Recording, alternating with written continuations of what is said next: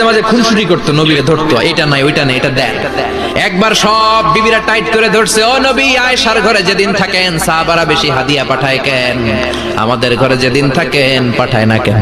কালকে জুমার নামাজের পরে ঘোষণা দিবেন সবার ঘরে সমান সমান হাদিয়া। বিশ্বনবী বললেন আবু বকরকে সবাই ভালোবাসে, তাই আবু বকরের মেয়ের ঘরে যেদিন আমার ডেট পরে থাকার সময় ওই দিন হয়তো বেশি হাদিয়া পাঠায়, তোমাদের ঘরে পাঠায় না, আমার বলার কোনো সুযোগ।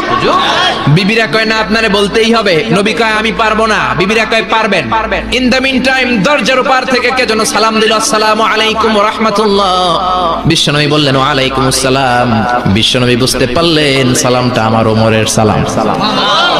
বিশ্বনবী সালামের উত্তর দিয়ে বিবিদের দিকে তাকায়, দেখে একটা বিবি ওর সামনে নাই, সব উদাও, ভ্যানিশ হয়ে গেছে। ওই যে ওমর, সুবহানাল্লাহ পড়বেন না? এই জন্য ওমরকে শয়তানও ভয় পেত। বিবিরা মাঝে মাঝে খুনসুটি করতো, নবীরে ধরতো, এটা নাই ওইটা নাই, এটা দেন। একবার সব বিবিরা টাইট করে ধরছে, ও নবী, আয়েশার ঘরে যেদিন থাকেন সাহাবারা বেশি হাদিয়া পাঠায় কেন? আমাদের ঘরে যেদিন থাকেন পাঠায় না কেন? কালকে জুমার নামাজের পরে ঘোষণা দিবেন সবার ঘরে সমান সমান হাদিয়া। বিশ্বনবী বললেন আবু বকরকে সবাই ভালোবাসে, তাই আবু বকরের মেয়ের ঘরে যেদিন আমার ডেট পরে থাকার সময় ওই দিন হয়তো বেশি হাদিয়া পাঠায়, তোমাদের ঘরে পাঠায় না, আমার বলার কোনো সুযোগ। বিবিরা কয় না, আপনারে বলতেই হবে। নবী কয় আমি পারবো না, বিবিরা কয় পারবেন। ইন দ্য মিন টাইম দরজার উপর থেকে কে যেন সালাম দিল, আসসালামু আলাইকুম ওয়া রাহমাতুল্লাহ। বিশ্বনবী বললেন ওয়া আলাইকুম আসসালাম।